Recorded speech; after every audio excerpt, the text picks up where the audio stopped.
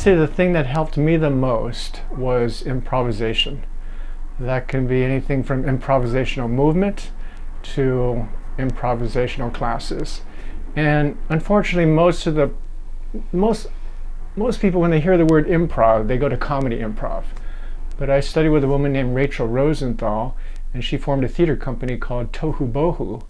And we explored improv as storytelling and what truly comes out in the moment as a story, and not even always a story there. It's hard to describe, but how do you follow impulses and create a theater piece where you're creating in that moment lighting, characters, possibly a story, images that are interesting, music. It's all done in the moment in this improvisational team. And a lot of times when you provide these strong images, it's the audience that sees what they want to see. Because even when you make a movie that's very specifically about something, everybody has a different version of what they saw and what they got affected by. So in this improv group that I was in, you present different strong images, and we have a Q&A after, and every single audience member saw something different, which is art. I like that. It's totally scary. Is this scary? Is there a surrender? Yes, there's a total surrender to being able to make a mistake, a really bad one.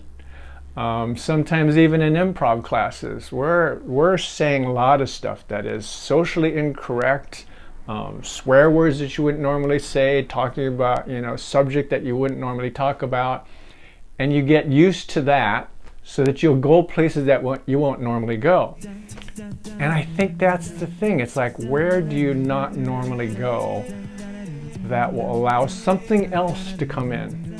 I think it was Miles Davis, I wish I could say it exactly, but he said something about jazz when you're playing it, how what you might perceive as a mistake, the next note will show that it's a mistake or will take it to a new place. So it's like, how do you take the gift of that, mistake? We do something on the stage, we don't know why we're doing it, and then we do a Q&A after, and someone's in the audience just crying about, oh my God, when you fell off that wheelchair, it reminded me of my father who can't stay in his wheelchair now, and he's had a hard time in his life, but seeing it done in theater, somehow it makes me feel okay, And so we're instruments for something bigger.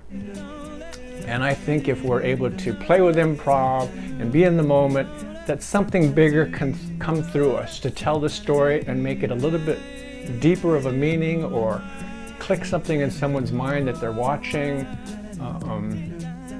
And just like in that performance, I think also in film, you follow that moment and something may happen, and that may be magic for one person watching who really needs to see that and understand something. Yes, there's nothing rehearsed when we go into public. There's no theme, there's no story, idea, there's no format that we've done in the past. It's lights go down, musician picks a piece of music, puts the music on maybe to open it up, lights come up, and out of our company, 8 people, 1 person will feel pulled into the stage, and they follow that. And then someone else might go in and it becomes a duet. Or, no one goes on and we're just waiting until someone pushes another person out there. But it's all made up in the moment. And what makes it work also is teamwork. The more people that are in the space of understanding what improv is, the more that they will be able to support what is slowly being birthed through impulses. And this whole thing gets created and woven together and actually becomes something. Here's an exercise. Let your face go into contortions you wouldn't normally let it go. And be careful with yourself, because you can get a cramp in your cheek and whatever. But start to see like, oh, I can move that independently from my other cheek. Oh, it gets a little quiver. Oh, I could follow it longer, deeper. Oh, it's starting to twist my head. And just allow it to go there. Oh, this is starting to go back. Oh, when I'm in this position, my voice sounds like this. So then maybe I'll start talking, and then you give it some words, or you could just give it some sound first. And then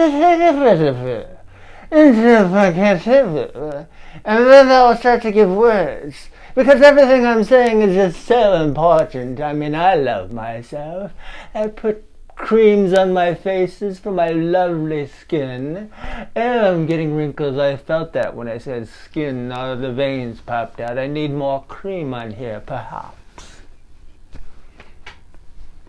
I see the hand going, okay, cut. See, because I can go on forever.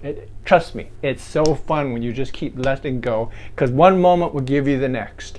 And anytime a critic pops in your head, that's the part that slows you down.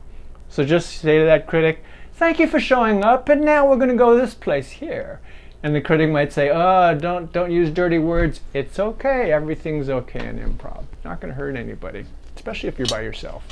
And don't hurt yourself. You'll have the skills to be comfortable with being uncomfortable, if that makes sense.